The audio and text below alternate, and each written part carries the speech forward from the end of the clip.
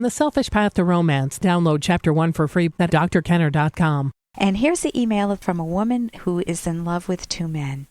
And you may have been in that situation where you've been in love with two different individuals and you don't know what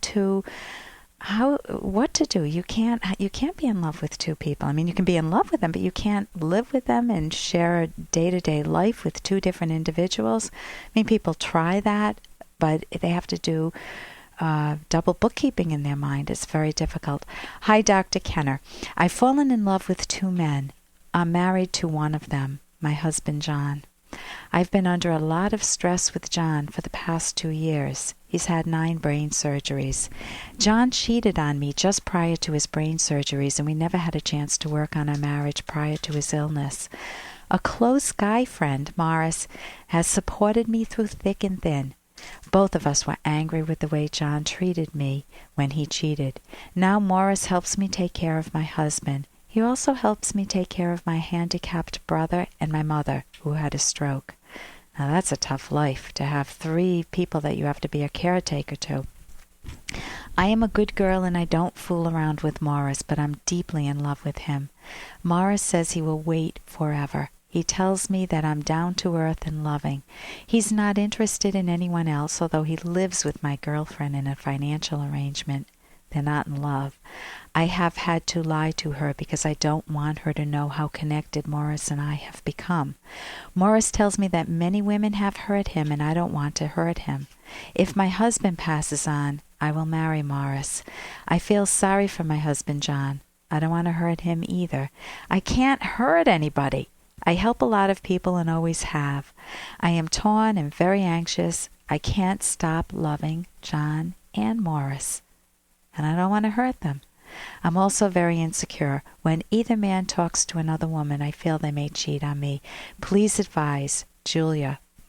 Julia, you're not happy with your life right now. I mean, you've got these 2 men in your life, but it sounds like you're real angry with your husband, that you're trapped.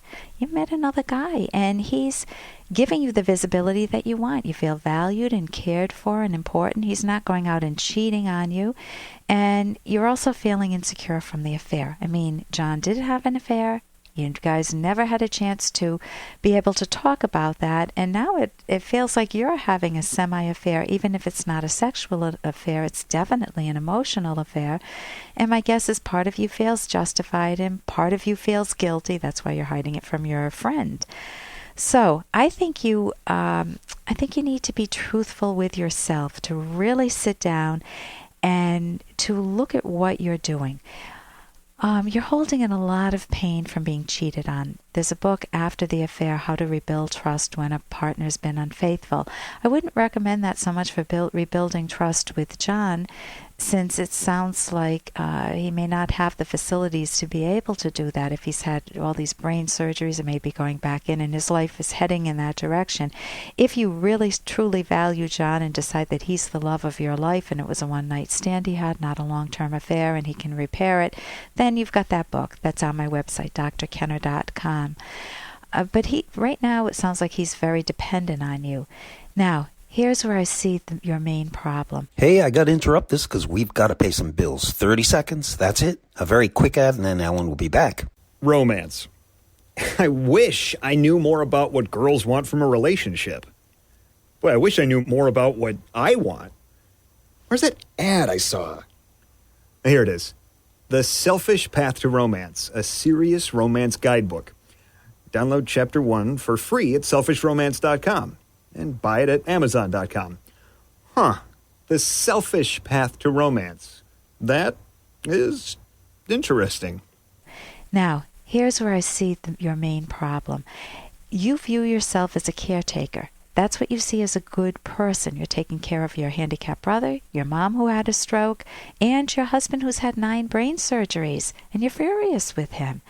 So you see that that's what's good. And you also don't want to hurt anybody. You've got these standing orders in your mind. I'm a person who cares for others. I don't want to hurt anybody.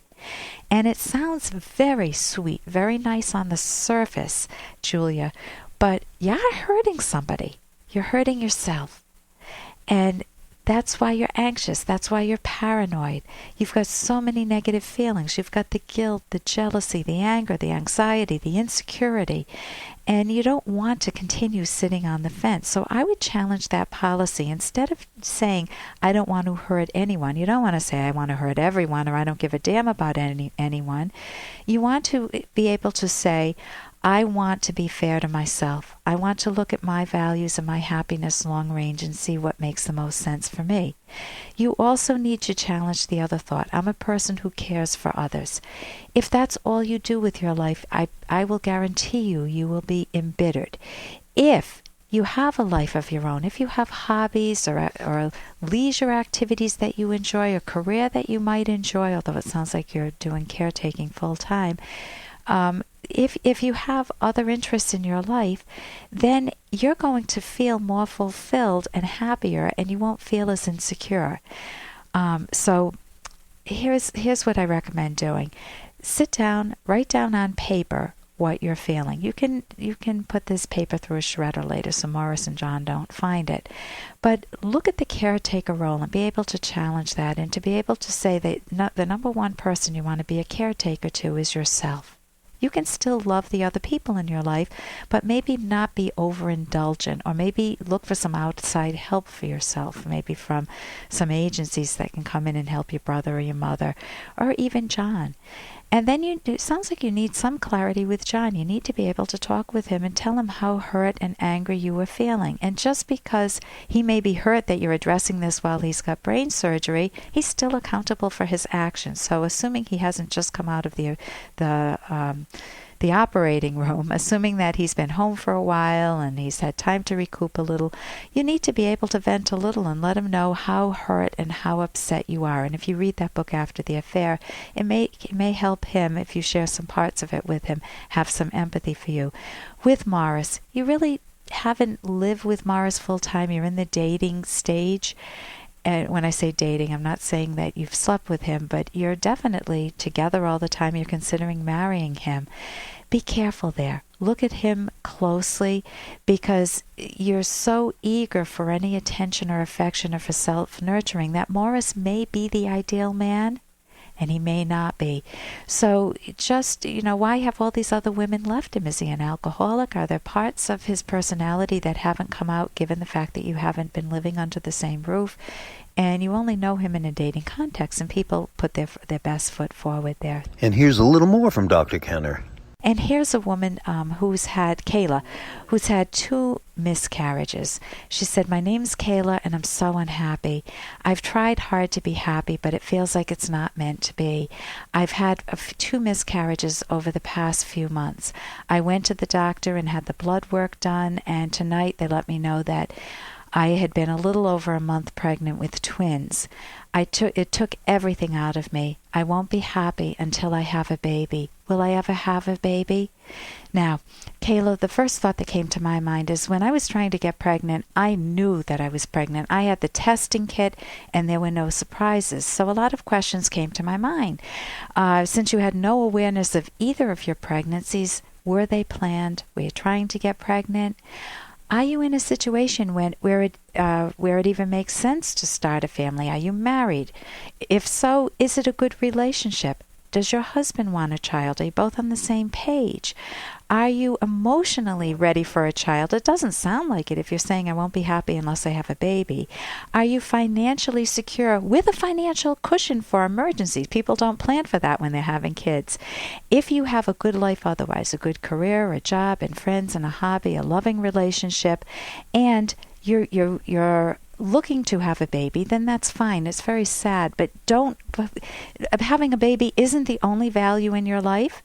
And when you make it that, you're setting the standards for your own happiness, and they're set very inappropriately. You want to be able to say, I can have a very fulfilling life with hobbies and friends and a loved one, and a baby is frosting on the cake. It isn't the end-all and be-all. For more Dr. Kenner podcast, go to drkenner.com and please listen to this ad. Here's an excerpt from The Selfish Path to Romance, the Serious Romance Guidebook by clinical psychologist Dr. Ellen Kenner and co-author Dr. Edwin Locke, who's world famous for his theories in goal setting.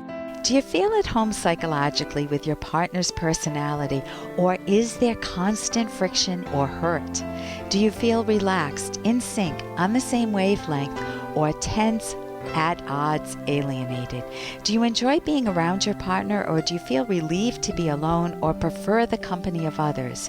Do your partner's habitual ways of acting make you happy, secure, and yet excited, or anxious, angry, and depressed?